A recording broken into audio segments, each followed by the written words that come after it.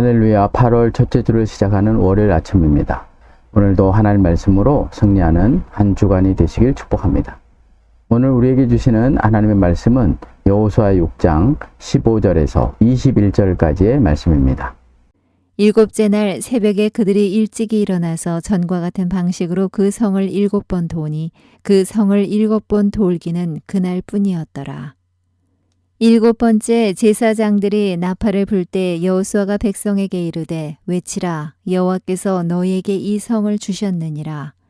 이 성과 그 가운데 있는 모든 것은 여호와께 온전히 바치되 기생 라합과 그 집에 동거하는 자는 모두 살려주라. 이는 우리가 보낸 사자들을 그가 숨겨주었음이니라. 너희는 온전히 바치고 그 바친 것 중에서 어떤 것이든지 취하여 너희가 이스라엘 진영으로 바치는 것이 되게 하여 고통을 당하게 되지 아니하도록 오직 너희는 그 바친 물건에 손대지 말라. 은금과 동철 기구들은 다 여호와께 구별될 것이니 그것을 여호와의 곳간에 드릴지니라 하니라. 이에 백성은 외치고 제사장들은 나팔을 불매 백성이 나팔 소리를 들을 때 크게 소리질러 외치니 성벽이 무너져 내린지라. 백성이 각기 앞으로 나아가 그 성에 들어가서 그 성을 점령하고 그 성 안에 있는 모든 것을 온전히 바치되 남녀노소와 소와 양과 나귀를 칼날로 멸하니라. 이스라엘 백성은 이미 여리고 성을 그들의 것으로 받았습니다. 단지 이미 받은 여리고 성이 이스라엘 백성 앞에 있게 하기 위해 그들의 것이 되기 위해 그들은 하나님 말씀에 순종하는 것만 남아 있습니다. 하나님의 말씀의 순종이 이미 받은 여리고성이 그들 앞에 있게 되기 때문입니다. 그래서 하나님은 여리고성을 돌되 여섯째 날 동안 침묵할 것을 말씀합니다. 여섯째 날 동안 불신앙의 말을 통해 순종하지 못한 일이 없도록 침묵 명령을 내리신 것입니다. 그리고 일곱째 날 제사장들이 나팔을 불 때에 여호수아가 이스라엘 백성에게 하나님의 구원을 찬양하고 승리를 기뻐하는 외침을 외치라고 말씀합니다. 16절의 말씀입니다. 7번째 제사장들이 나팔을 불 때 여호수아가 백성에게 이르되 외치라 여호와께서 너희에게 이 성을 주셨느니라. 여기에 보면 외치라는 말이 나오는데 이 말의 의미는 이스라엘 군사들은 지금까지 침묵하며 인내하며 성을 돌았던 것을 마치 막아놓았던 거대한 폭포수를 일시에 쏟아붓듯이 그 성을 향해 내질러라는 말로 하나님께서 여리고성을 이미 주셨으므로 이제 하나님의 구원을 찬양하고 승리를 기뻐 외치라는 말씀을 하고 있는 것입니다. 외치지 않으면 여리고성은 무너지지 않을 것이지만 여리고성이 이미 함락된 것을 보고 외치라는 것입니다. 사실 여섯째 날 동안 침묵하라는 하나님 말씀에 순종하지 않았다면 하나님은 이스라엘 군사들에게 하나님께서 여리고성을 주실 것을 믿고 외치라는 말씀을 하지 않았을 것입니다. 그런데 이스라엘 군사들이 순종하자 하나님께서 여리고성을 주셨다고 하면서 그 구원과 승리에 대해 찬양하라고 말씀하고 계시는 것입니다. 이 말씀이 우리에게 주는 영적 메시지가 무엇입니까? 순종 없이 구원과 승리에 찬양을 할 수 없다는 것입니다.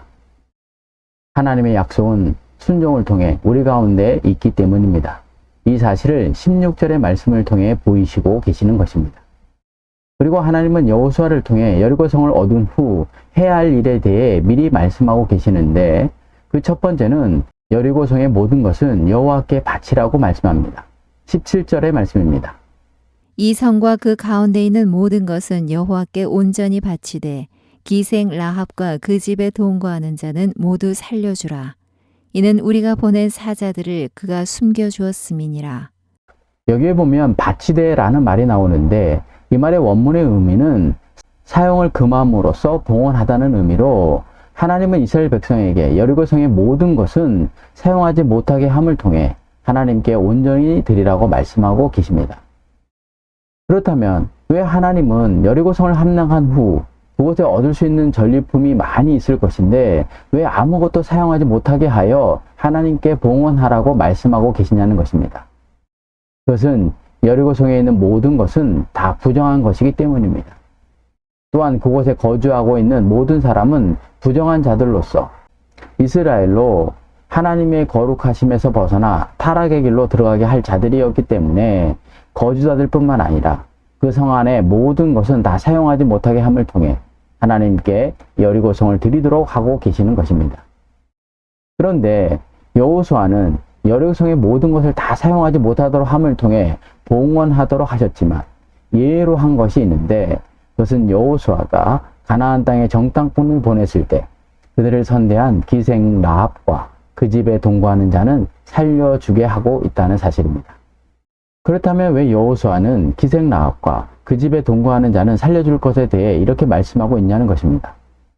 그것은 다른 것이 아니라 거룩하지 못한 땅과 사람들 속에서도 구원 얻을 자격이 어떤 것인가를 기생 라합과 그 동거하는 사람들의 생명을 살리게 함을 통해 보이시고 계신 것입니다.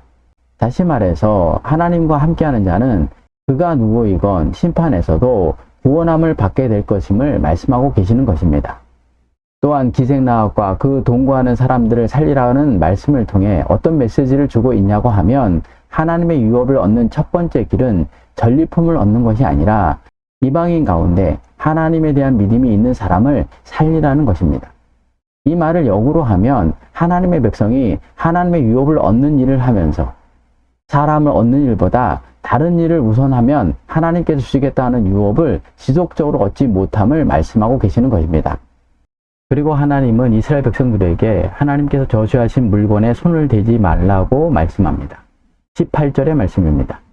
은금과 동철 기구들은 다 여호와께 구별될 것이니 그것을 여호와의 곳간에 드릴지니라 하니라. 여기에 보면 바친 물건에 손대지 말라는 말이 나오는데, 바치고는 하나님께서 부정한 것이라 한 것에 대해 사용을 금하여 하나님께 드린 것으로 이것에 대해서 그 어떤 것도 손대어 취하는 것이 없어야 함을 말씀합니다. 왜냐하면 손을 대었다가 고통을 당하게 될 것이기 때문입니다. 그것도 그 고통이 손을 댄 사람에게만 고통이 있는 것이 아니라 이스라엘 전체에 고통이 있을 것에 대해 말씀하고 계시는 것입니다. 한 사람이라도 그 구별됨을 훼손시킬 때 공동체 전체의 성결됨을 훼손시키기 때문입니다. 그러면서 하나님께서 부정한 것이 거룩하게 되는 방법을 알려주고 계시는데, 그것은 부정한 것이 하나님께 속하면 그것이 거룩하여짐에 대해서 말씀합니다. 19절의 말씀입니다. 은금과 동철 기구들은 다 여호와께 구별될 것이니 그것을 여호와의 곳간에 드릴지니라 하니라. 여기에 보면 구별될 것이니 라는 말이 나오는데, 이 말의 의미는 거룩한 것이 되는 것은, 거룩한 사람이 되는 것은 물질적인 변화를 의미하는 것이 아니라 하나님께 사람이 물건이 속하게 될 때 비로소 거룩하여짐을 말씀하고 계시는 것입니다. 그래서 이스라엘 백성은 그 어떤 것도 하나님께 속하기 전에 손을 대는 일을 해서는 안 됨을 말씀하고 계시는 것입니다. 하나님은 여호수아를 통해 여리고성이 이미 이스라엘 백성에게 주어졌음을 말씀하시고 그 구원과 승리에 대해 찬양할 것을 말씀하셨습니다. 그런데 왜 하나님은 이처럼 여리고성을 그들이 얻은 후에 해서는 안 될 것에 대해서 말씀하고 계시냐는 것입니다. 그것은 이스라엘 백성이 성을 함락하는 것도 중요하지만 그 성을 함락한 후에 이스라엘 백성이 해야 할 일이 더 중요함을 말씀하고 계시는 것입니다. 왜냐하면 여리고성을 함락한 것으로 하나님께서 이스라엘 백성에게 약속한 유업을 얻는 것은 아니기 때문입니다. 이 말을 좀 더 쉽게 말하면 여리고성 함락은 하나님의 유업이 자신이 되는 첫 걸음 이상 더 큰 의미를 두어서는 안 된다는 것입니다. 이스라엘 백성이 하나님의 말씀에 순종하여 여리고성을 함락하고 그 승리를 맛보게 하는 것에 만족하지 않고 어떻게 하면 하나님께 주신 유업을 미래성이 아니라 지속적으로 누릴 수 있는지에 대해 알아야 한다는 말씀을 하고 계시는 것입니다. 적용입니다. 하나님께서 제사장들은 나팔을 불고 이스라엘 백성을 외치라고 하신 이유가 무엇입니까? 하나님께서 여리고성의 모든 것을 하나님께 바치게 하시고 그 어떤 것에도 손대지 못하게 하신 이유가 무엇입니까? 하나님께 주신 처음 것에 만족하지 말고 하나님의 언약이 지속되게 하기 위해 하나님의 백성이 해야 할 일은 무엇입니까? 전쟁에서 승리하면 전리품을 갖는 것은 당연한 일입니다. 그러나 하나님께서 전리품에 손대지 말라고 하셨다면 손대는 일을 절대로 해서는 안 됩니다. 왜냐하면 하나님께서 금하신 것에 손을 대었다가 큰 위기를 당한 사람들이 많이 있었기 때문입니다. 이 사실을 기억하고 이번 주간 하나님께 주신 승리가 지속되기 위해 하나님께서 사용을 금함을 통해 하나님께 드리게 하신 것에 대해 손대지 않음을 통해 하나님의 구원과 승리를 찬양하는 한 주간이 되시길 축복합니다. 기도하겠습니다. 순종이 제사보다 낫다고 말씀하신 하나님, 저희들이 하나님의 말씀에 순종하지 못함으로 인해 고통받는 일들이 많이 있었습니다. 이 불순종에서 벗어나 하나님께 나아감을 통해 저희들이 거룩하게 하시고 하나님 말씀에 순종함을 통해 하나님께서 주신 언약을 받고 누리는 하나님의 백성이 되게 하여 주옵소서. 예수님의 이름으로 기도를 드립니다. 아멘.